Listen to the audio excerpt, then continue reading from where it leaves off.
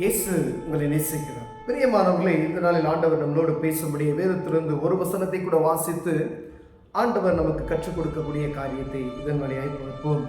அது ஏசாயா தீர்க்கதரிசியின் புஸ்தகம் 52வது அதிகாரம் 7வது வசனம் இப்படியாக சொல்லுகிறது: சமாதானத்தை கூறி நற்காரியங்களை சுவிசேஷமாய் அறிவித்து ரட்சிப்பை பிரசித்தப்படுத்தி உன் தேவன் ராஜரீகம் பண்ணுகிறார் என்று சியோனுக்கு சொல்லுகிற சுவிசேஷனுடைய பாதங்கள் மலைகள் மேல் எவ்வளவு அழகாய் இருக்கிறது.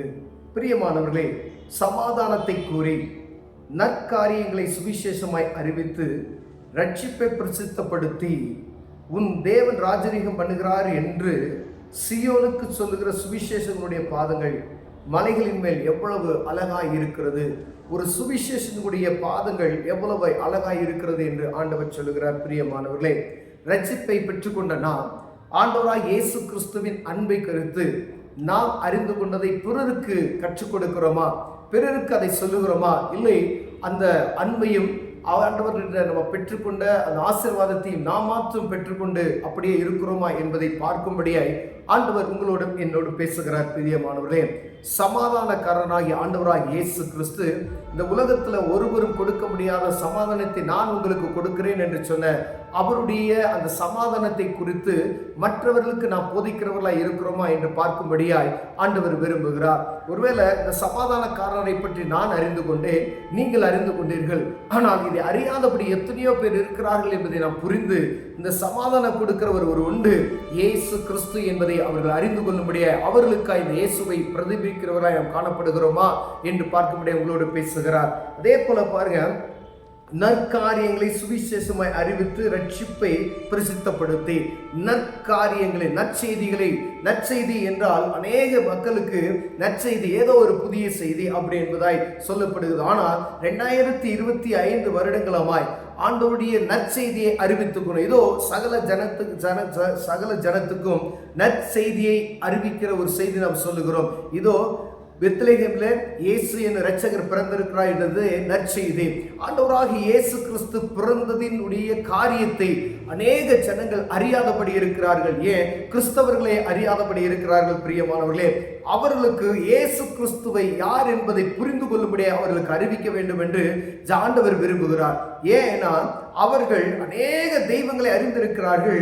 ஆனால் இயேசு கிறிஸ்தவர்கள் என்று சொல்லப்பட்ட இவர்களுக்கு இயேசு யார் என்பதை அறியாதபடி இயேசுவும் ஒரு தெய்வம் அப்படி என்று சொல்லி நினைத்து கொண்டிருக்கிறார்கள். ஆனால் இந்த இயேசு என்ற இரட்சகர் இந்த பூமிக்கு வந்ததின் நோக்கம் மனிதனுடைய பாவத்தை மன்னிப்பதற்காக கிறிஸ்து என்ற இரட்சகர் இந்த பூமியில வந்தார் என்கிற அந்த சத்தியத்தை ஒவ்வொரு ஜனமும் அறிந்து கொள்ள முடியாது. இந்த பூமியில் இருக்கிற ஒவ்வொரு மனிதனும் அறிந்து கொள்ள வேண்டும் என்பதற்காகவே ஆண்டவர் இந்த செய்தியை மக்களுக்கு பிரசித்தப்படுத்துங்கள் என்று சொல்லியிருக்கிறார். பிரியமானவர்களே, பாவ மன்னிப்பின் நிச்சயத்தை இயேசு கிறிஸ்து மாத்திரமே கொடுக்க முடியும்.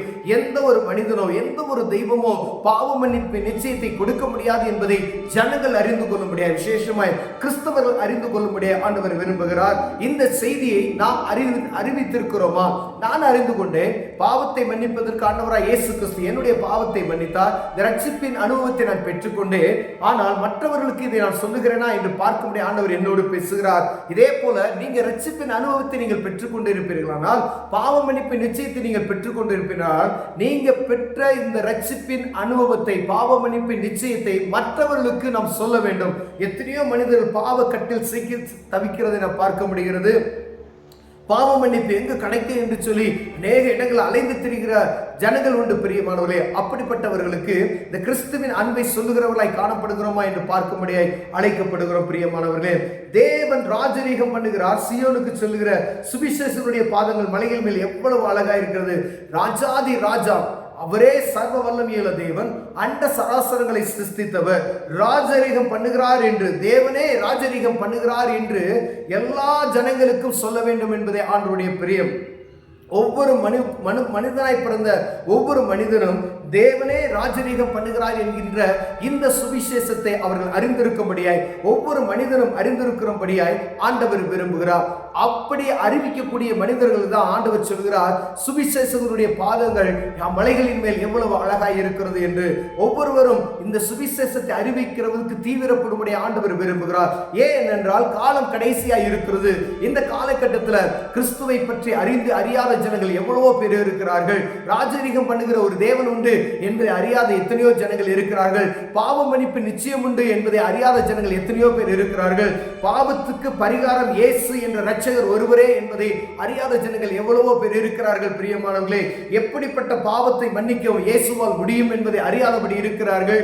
அவர்கள் அறிந்து கொள்ளும்படியாய் இந்த சுவிசேஷத்தை அறியாத ஜனங்களுக்கு அறிவிக்க வேணும். ஒரு பாவத்தில் சிக்கிற மனிதனுக்கு நாம் போய் சொல்வதற்கு நாம் தயங்குகிறோம். அவர்கள் அறியாதபடி சிக்கி தவிக்கிறார்கள். கட்டுகளில் சிக்கி இருக்கிற அந்த ஜனங்களை மீட்டுக் கொள்ளும்படியாவே கிறிஸ்து வந்தார். பாவிகளை ரட்சிக்கும்படியாவே கிறிஸ்து இயேசு பூமிக்கு வந்தார். நாம் ஒரு காலத்தில் பாவியா இருக்கும் பொழுது அவர் நம்மை அறிந்து கொண்டு கிறிஸ்துவின் அன்பை நமக்கு அறிவித்தார்கள். அதன் நிமித்தம் நாம் அறிந்து கொண்டோம். அதே போல நாம் யாருக்காவது அறிவிக்க வேண்டும். இந்த அறிவிப்பது நிமித்தம் அவர்கள் ரட்சிப்படைவார்கள். பாவத்தை விட்டு அவர்கள் விலகி பரிசுத்த வாழ்க்கைக்குள் கடந்து வருவார்கள். பிரியமானவர்களே, இந்த சுவிசேஷத்துடைய காரியத்தை நாம் செய்வோமானால் ஆண்டவருக்கு பிரியமாய் நாம் காணப்படுவோம். பிரியமான, ஒருவேளை நான் ரட்சிப்பின் அனுபவத்தை பெற்றுக்கொண்டு ஏதோ அமைதியா இருக்கிறேன் அப்படின்னு சொன்னா ஆண்டவர் உங்களோடு பேசுகிறார். ஒருவேளை காலம் தாமதம் பண்ணாதபடி உங்களுக்கு தெரிஞ்ச ஆண்டவருடைய ரட்சிப்பின் அனுபவத்தை நீங்க சொல்லுங்க. ஆண்டவர் உங்களுக்கு செய்த அன்பை பிறருக்கு சொல்லுங்க. இந்த இயேசு கிறிஸ்துவிட தான் அந்த பாவ மன்னிப்பு இருக்கிறத சொன்னீங்கன்னா ஆண்டவர் மகிமைப்படுவார். அவருடைய ராஜ்யம் கட்டப்படும். கண்களை மூடுவோம், ஜெபம் செய்வோம். அன்பின் தகப்பனே, அருமையான நேரத்துக்கு ஸ்தோத்திரையா. இயேசு கிறிஸ்துவின் ரத்தம் சகல பாவங்களை நீக்கி சுத்திகரிக்கும் என்ற வசனத்தை பிறருக்கு சொல்லுவதற்கு எங்களுக்கு கிருபை பாராட்டுங்க. அதற்கான ஞானத்தை தாங்க ஆண்டவரே. நாங்க பெற்றுக்கொண்ட ஆண்டவருடைய அன்பு, ஆண்டவர்கிட்ட பெற்றுக்கொண்ட ஆசீர்வாதங்களை பிறருக்கு சொல்ல எங்களுக்கு கிருபை பாராட்டுங்க. இயேசுவின் நாமத்தில் பிதாவே, ஆமென்.